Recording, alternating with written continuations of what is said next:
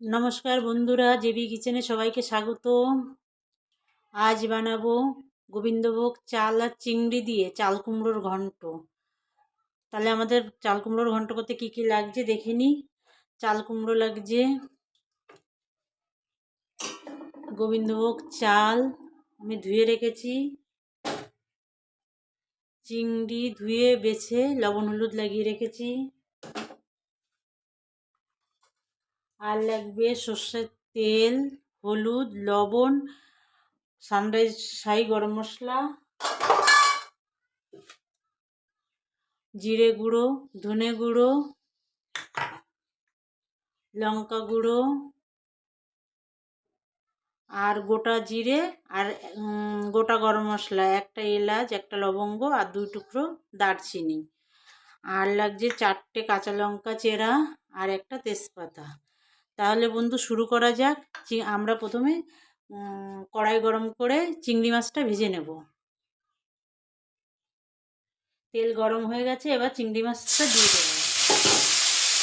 চিংড়ি মাছটা এবার ভেজে নেব। চিংড়ি মাছ ভাজা হয়ে গেছে, তুলে নেব। এর মধ্যেই আর 1 চামচ তেল দিয়ে দেবো।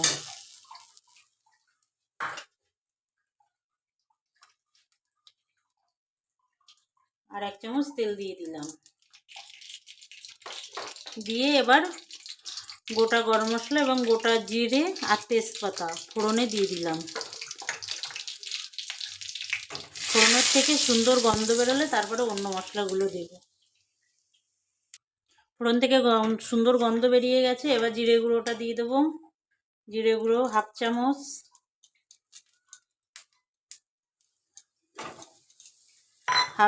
ধনে গুঁড়ো,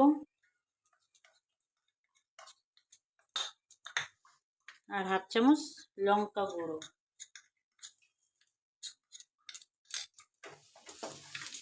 এবার এর মধ্যে আমি চালটা দিয়ে দেবো, গোবিন্দভোগ চালটা।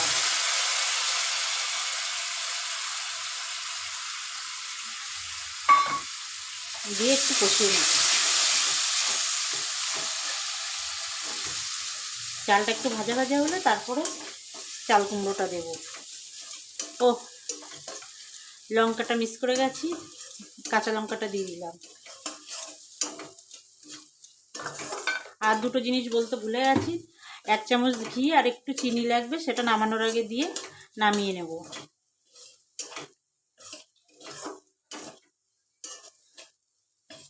বন্ধুরা আমার সঙ্গে থাকবেন, পুরো ভিডিওটা দেখবেন, সাবস্ক্রাইব করে আমার চ্যানেলের পাশে থাকবেন।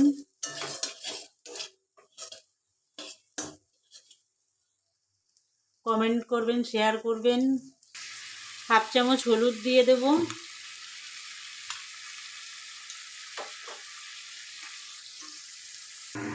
এবার চাল কুমড়োটা দিয়ে দেবো।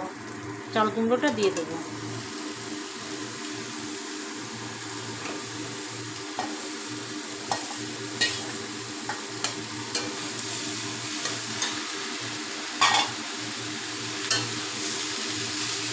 চাল কুমড়ো দিয়ে মশলার সঙ্গে একটু কষাতে হবে।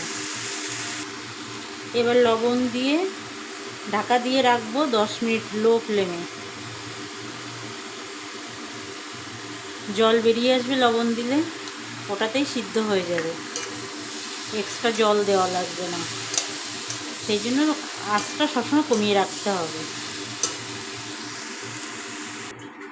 দেখি কেমন অবস্থায় আছে। এই যে বন্ধুরা, প্রায় সিদ্ধ হয়ে গেছে, এখনো যা জল আছে ওটা সিদ্ধ হয়ে যাবে। এখন আমরা চিংড়িটা দিয়ে দেবো। চিংড়িটা একটু জাল হোক, চিংড়িটা দিয়ে আবার ঢেকে রাখবো।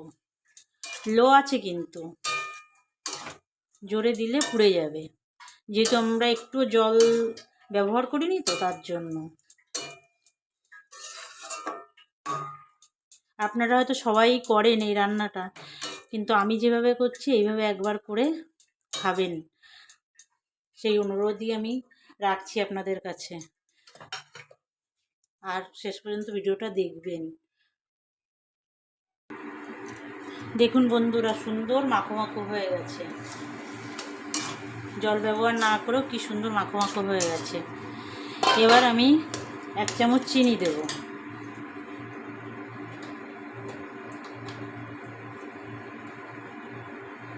এক চামচ চিনি দেব, 1/2 চামচ গরম মশলা দেব,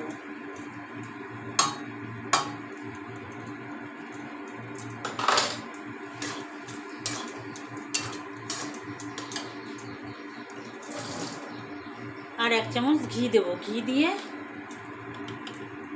2 মিনিট ঢাকা দিয়ে রাখবো।